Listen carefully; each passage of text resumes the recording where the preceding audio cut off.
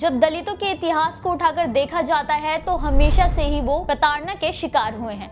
लेकिन जब मनुवादियों को अपनी रोटियां सेकनी होती हैं तो सबसे ज्यादा जरूरत भी उन्हें दलितों की पड़ती है। सच तो ये है कि दलित केवल जरूरत के समय ही याद आते हैं, क्योंकि बाकी समय तो वो इंसानों की कैटेगरी में भी नहीं आते। नमस्कार, मेरा नाम है मोहिनी और आप देख रहे हैं भीमसेना। पिछले 24 घंटे में दलितों के साथ होने वाली घटनाओं के बारे में जानेंगे जो इस वक्त सोशल मीडिया पर काफी वायरल है। दलितों से जुड़ा पहला मामला उत्तर प्रदेश के गाजीपुर से है, जहां बीजेपी के एक दलित युवा नेता की निर्मम का मामला सामने आया है। ये घटना गाजीपुर के एक गांव की है, जहां जमीन के पुराने विवाद को लेकर कुछ लोगों ने घात लगाकर प्रधान प्रतिनिधि विश्वकर्मा राम पर हमला कर दिया और उसे इतनी बुरी तरह से पीटा गया कि उसकी मौत हो गई। आरोपी विश्वकर्मा राम के शव को ऐसे ही खेतों के पास छोड़कर भाग गए।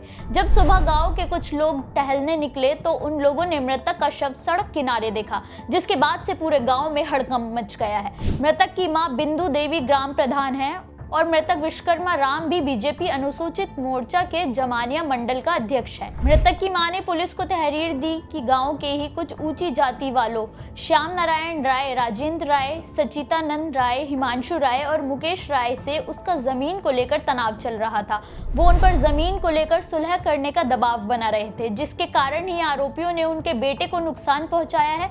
इस घटना के सामने आने के बाद से ग्रामीणों में काफी गुस्सा है और उन्होंने आरोपियों की गिरफ्तारी के लिए थाने के बाहर प्रदर्शन शुरू कर दिया है, जिसे बड़ी मुश्किल से पुलिस ने शांत करवाया। एसएसपी ग्रामीण अतुल सोनकर ने जल्द से जल्द आरोपियों को गिरफ्तार करने का आश्वासन दिया है। दलितों से जुड़ी अगली घटना बिहार के जमुई जिले से है, जहां एक दलित कपड़ा व्यापारी को नंगा करके दौड़ा कर पीटा गया। ये घटना जमुई जिले के टाउन थाना क्षेत्र अंतर्गत मनी अड्डा गांव की है, जहां महादलित समाज से आने वाले पीड़ित युवक अभिषेक पासवान को कुछ जातिवादी दबंगों ने पहले अपहरण किया और उसे बंधक बनाकर अतिथि पैलेस के पास रखा और फिर उसे भजौर छठ घाट ले जाकर लाठी डंडों और लात घूसों से बुरी तरह से पीटा गया। लेकिन आरोपियों का इतने से भी दिल नहीं भरा तो उसे पहले नंगा किया गया और फिर उसे दौड़ा कर पीटा। इस पूरी घटना का एक वीडियो भी सोशल मीडिया पर काफी वायरल हो रहा है। पीड़ित अभिषेक 12वीं का छात्र है। उसने पुलिस को तहरीर दी कि करीब 1 महीने पहले उसके बहनोई और डब्लू सिंह नाम के व्यक्ति के बीच बहस हुई थी। उस दौरान अभिषेक भी वहीं था, लेकिन मामला शांत हो गया था। लेकिन अचानक 1 महीने बाद डब्लू सिंह ने उसे फोन करके बुलाया और फिर उसका मोबाइल छीनकर उसका अपहरण किया गया और उसके बाद उसके साथ बुरी तरह से मारपीट की गई। उसके कपड़े भी उतार कर उसे बेइज्जत किया गया।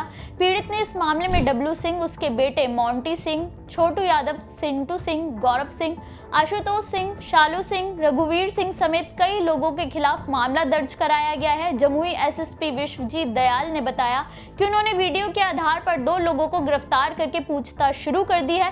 वहीं बाकी आरोपियों की भी तलाश जारी है, वो भी जल्द ही पुलिस की गिरफ्त में होंगे। दलितों से जुड़ी अगली खबर मध्य प्रदेश के भोपाल से है, जहां दलित आईएएस अधिकारी संतोष वर्मा के बयानों के खिलाफ अब तक हिंदू और सवर्ण संगठन ही विरोध प्रदर्शन कर रहे थे।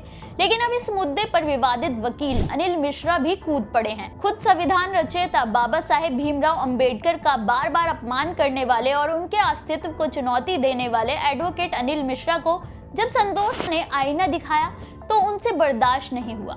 चल दिए अपने कुछ कठपुतलियों को लेकर संतोष वर्मा के खिलाफ प्रदर्शन करने के लिए। बस फिर क्या था, दलित समाज ने एकजुटता दिखाई और इस बार पुलिस ने भी अनिल मिश्रा की एक नहीं चलने दी।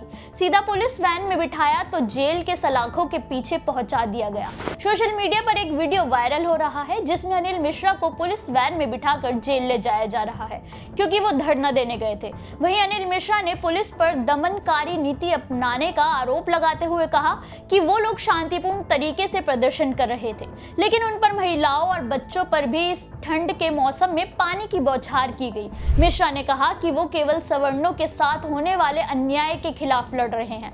हैरानी की बात यह है कि जब वो दलितों का सरेआम अपमान करते हैं तो न्याय है, लेकिन दलित अपने हक की आवाज भी उठाए तो अन्याय। हालांकि पुलिस ने मिश्रा के खिलाफ जो भी कार्रवाई की है, उससे कहीं ना कहीं दलित समाज को राहत जरूर मिली होगी। दलितों से जुड़ा अगला मामला यूपी के बरेली से है, जहां एक दलित बच्ची को बहला फुसला कर ले जाकर दुष्कर्म करने का मामला सामने आया है।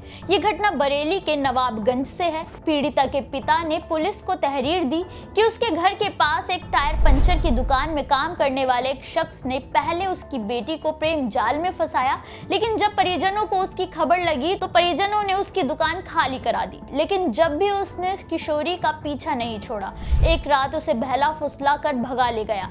लेकिन जब उसे ये पता चला कि परिजनों ने इस मामले में पुलिस में शिकायत दर्ज कराई है, तो उसने बच्ची के साथ दुष्कर्म किया और उसे घर के बाहर छोड़कर फरार हो गया। कोतवाल अरुण कुमार श्रीवास्तव ने बताया कि बच्ची की तहरीर पर पुलिस ने मामला दर्ज कराकर उसे मेडिकल कराने के लिए भेज दिया है।